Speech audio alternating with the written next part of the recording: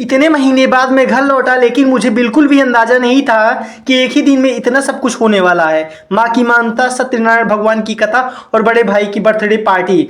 ये blog and तक जरूर देखना। मुझे लेने मेरे बड़े भाई आ रहे थे, इसलिए मैं थोड़ी देर वेट करने लगता हूँ।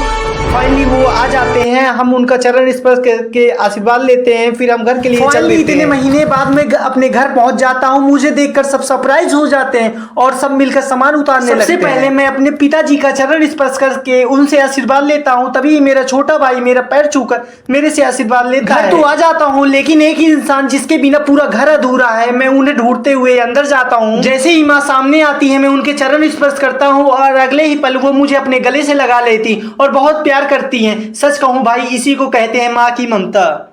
आज हमारे घर सत्यनारायण भगवान जी की कथा थी, इसलिए सुबह से ही तैयारी चल रही थी और इधर हमारे बड़े भाई रंग लगवा रहे थे। मैं अंदर गया तो देखा पीहू डॉन मस्त नाश्ता करने में बिजी थी और यहाँ हमारे घर की प्रसिद्ध हलवाई खाना तैयार करने में लगे हुए थे। अभी साउंड सिस्टम आ गया तो मैंने भी थोड़ी सी मदद कर दी। इसके बाद हमारे प्रकाश भाई मस्त कनेक्शन करके साउंड चेक करने लगे।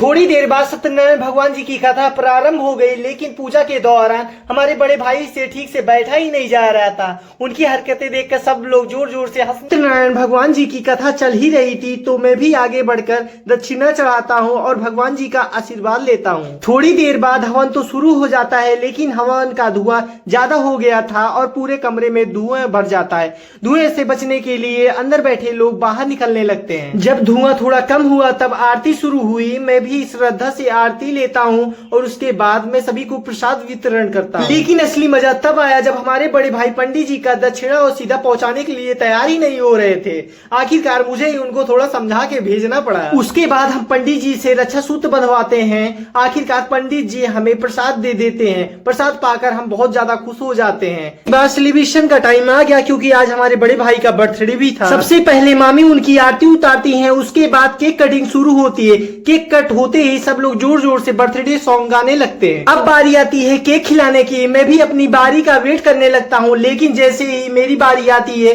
तो मेरे बड़े भाई मुझे ही केक लगाने की प्लानिंग करने लगते हैं। फिर क्या था, मैंने भी तुरंत केक उठाया और उनके पूरे फेस पर लगा दिया। सब जोर जोर से हंसने लगे और बर्थडे की मस्ती और भी स्ट्रॉन्ग हो गई। इसके बाद सबने मस्त मिलकर खाने का आनंद लिया और हमारा पूरा दिन यादगार बन गया। अगर वीडियो पसंद आया हो तो आप हमारी वीडियो को लाइक, कमेंट, शेयर जरूर करिए। Thanks for watching.